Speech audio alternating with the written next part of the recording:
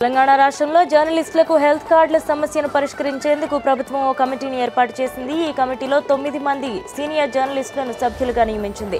జర్నలిస్టుల సమస్యల పరిష్కారంపై దృష్టి సారించిన సీఎం కేసీఆర్ ప్రెస్ అకాడమీలో సీనియర్ జర్నలిస్టులతో సమావేశమయ్యారు. దీర్ఘకాలంగా పెండింగ్లో ఉన్న హెల్త్ కార్డుల సమస్య సహా వివిధ అంశాలపై వారితో సమాలోచనలు జరిపారు. హెల్త్ కార్డుల సమస్యను పరిష్కరించేందుకు 9 మంది సీనియర్ జర్నలిస్టులతో కమిటీని ప్రకటించారు. ఈ కమిటీ హెల్త్ కార్డులతో పాటు అక్రిడిటేషన్ కార్డుల జారీకి అవసరమైన విధి విధానాలను రూపొందిస్తుంది. ఈ కమిటీ వారం రోజుల్లోగా ప్రభుత్వానికి నివేదిక సమర్పించాల్సి ఉంటుంది. మరోవైపు జర్నలిస్టుల సంక్షేమ నిధికి 10 కోట్లు కేటాయించిన సర్కార్ ఆ మొత్తాన్ని సోమవారం ప్రెస్ అకాడమీకి బదిలీ చేసి జర్నలిస్టుల సంక్షేమ నిధి పేరిట ఖాతా ప్రారంభించి బ్యాంకులో డిపాజిట్ చేయనుంది.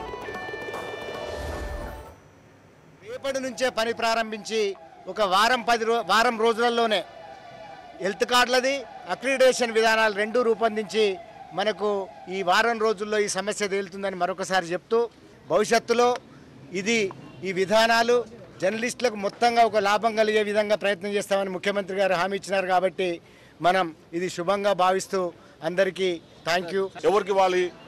ఎవరు డిసైడ్ చేస్తారు, తెలంగాణ ఎవరు, నాన్ తెలంగాణ ఎవరు అనేది ఎవరు డిసైడ్ చేస్తారు, ఎట్లా డిసైడ్ చేయాలనేది ఒక కన్ఫ్యూజన్ గవర్నమెంట్లో ఉంది కనుక ఈ కమిటీలతోనే ఆ కన్ఫ్యూజన్ అయిపోతుంది. సో వారం 10 రోజుల్లో క్లారిటీ వస్తుంది. Accreditation cards, health cards first ఫేజ్లో మనకు వచ్చే అవకాశం ఉంది. కేసీఆర్ చెప్పింది ఏంటంటే ఇప్పుడు మీరు మళ్ళీ ఓపెన్ ప్లాట్స్ అది పోయి ఎక్కడో ఊరవతల పోయి కట్టుకునే కంటే నేనే మంచి ప్లేస్ చూసుకోండి. మీరు మంచి ప్లేస్ చూస్తే అందరికీ 3 బెడ్రూమ్ ప్లాట్స్ ప్రభుత్వం ఖర్చుతో అంటే ప్రభుత్వం కాంట్రిబ్యూషన్ మేజర్ కాంట్రిబ్యూషన్ ప్రభుత్వం కాంట్రిబ్యూషన్ ఉంటుంది కనుక అట్లాంటి కట్టి చేయడానికి నేను సిద్ధంగా ఉన్నానని చెప్పి కూడా సీఎం చెప్పడం జరిగింది.